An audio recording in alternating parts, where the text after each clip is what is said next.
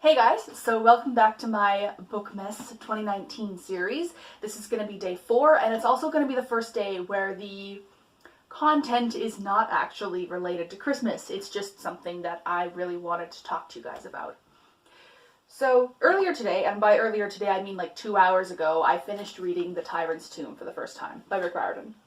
This is the 4th book in the Trials of Apollo series. It's the most recent one in his Percy Jackson saga, which is titanic at this point, at least compared to series that I tend to read.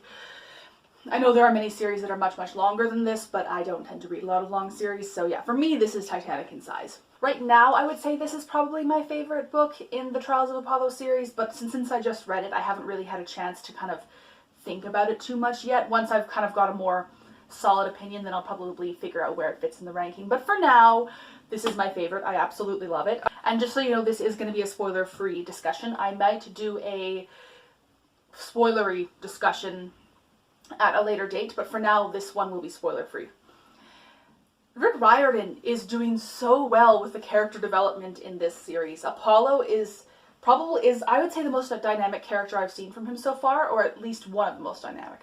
He is getting more and more likable in every book, I would say, and I love his friendships with different characters, especially Meg.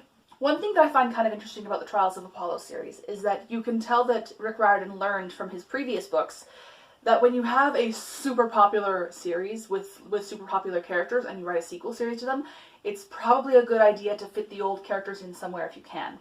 Because that is definitely something that's happening in this book. Pretty much every book there's been 2 major characters who also were major characters in a previous series. In this book, it is Reyna. There she is on the cover.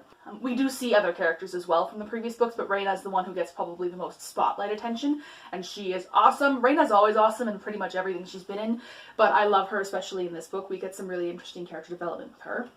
And if you read the previous book, Burning Maze, don't worry, I'm not giving any spoilers for it, but if you did, yeah, you'll know that there was some pretty serious repercussions from what happened in that book, and this book does really deal with the fallout of that. You can see the characters struggling to cope with what happened and what was done to them and in front of them. As usual, Rick Riordan's writing is hysterical. He's one of the most, I would say, quirky writers in terms of his tone. He also likes to experiment sometimes, not to extreme degrees. For instance, like all the chapter titles in the Trials of Apollo series are haikus, which does continue in this book, and it is great. Another thing I also really like is that the prophecies throughout this series, because the Percy Jackson series has a lot of prophecies, they tend to come in various poetic forms, and all the different poetic forms have meaning, which as the god of poetry and prophecy, Apollo totally understands. Honestly, I would say the biggest strength this book has is just the sheer gut punch of emotions it's able to get through to you. There were moments when I was just sitting there, I almost never cry during books, but this is probably the closest I've come to crying during a book in a long time.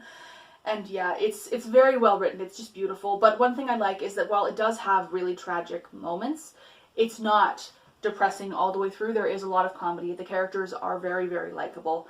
Again, Apollo is probably the most likable one, at least for me, but I also really love Meg. I love the new characters. Reyna is, of course, amazing. Every book in this series also expands a lot on the mythology, not only of the world of Percy Jackson, but of Apollo's personal mythology. And that does continue in this book.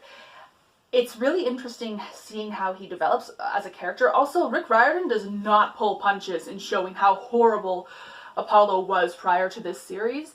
Because if you read the actual mythology, Apollo is problematic, let's just say. And the author is very clearly aware of that. Pretty much every single book in this series, we hear a story from his past where you go, oh, haha, apparently you were a horrible person before I met you, and you kind of still are. But yeah, you're getting better. So yeah, that continues in this book. I don't really want to say too much more because I can't actually really say anything else without going into huge spoiler territory.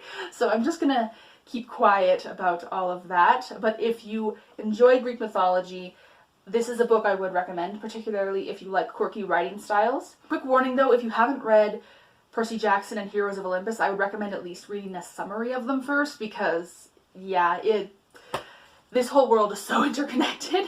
Rick Riordan does a good job of making you feel not too out of the loop, but you'll miss some of the emotional impact if you read this series first. So now I am just itching for the next book to come out. I believe it's called Tower of Nero, but that's not going to be out next year probably. He usually releases his books every year. So yeah, and I'm just waiting with bated breath for that to come out so I can see how this whole series resolves.